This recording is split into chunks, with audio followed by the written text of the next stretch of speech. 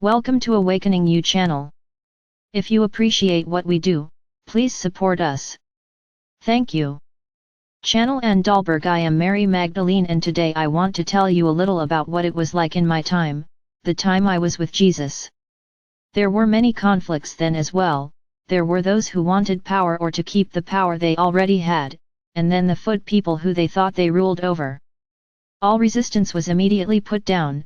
They were the only ones who had any kind of weapons and what you call soldiers.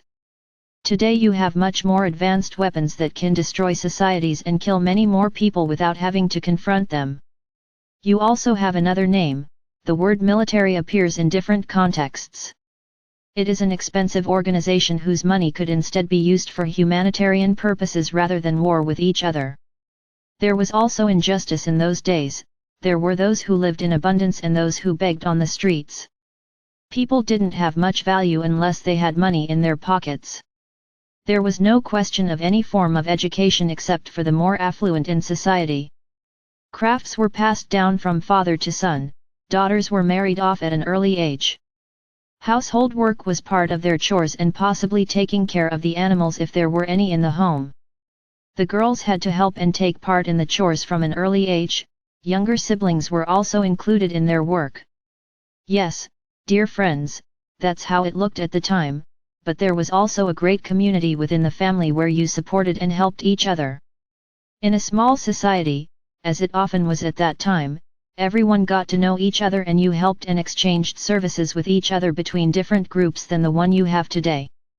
However, your new technology gives you the opportunity to connect different groups with common interests if it is used in a good and responsible way.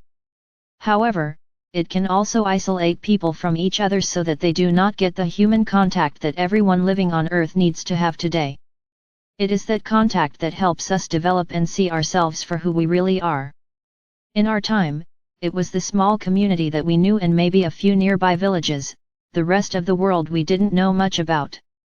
Your new technology opens up a completely new understanding of different cultures and countries, and the world outside you no longer feels so big. You can easily go to different places on Earth, gain new insights and understanding about other cultures and their way of life. This makes it easier for you to get in touch and collaborate on a larger global level.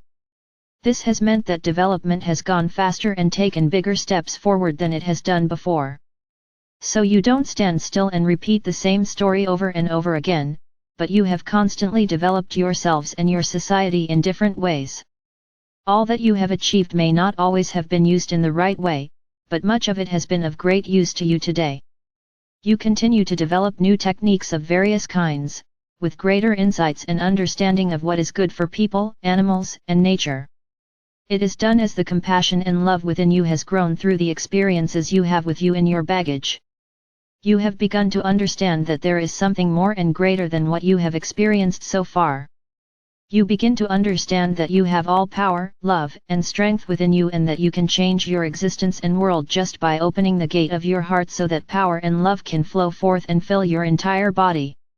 It is the step that you now see that humanity is about to take, and it will change life on Earth. It has already begun, dear brothers and sisters. That work is already underway and it begins within yourselves.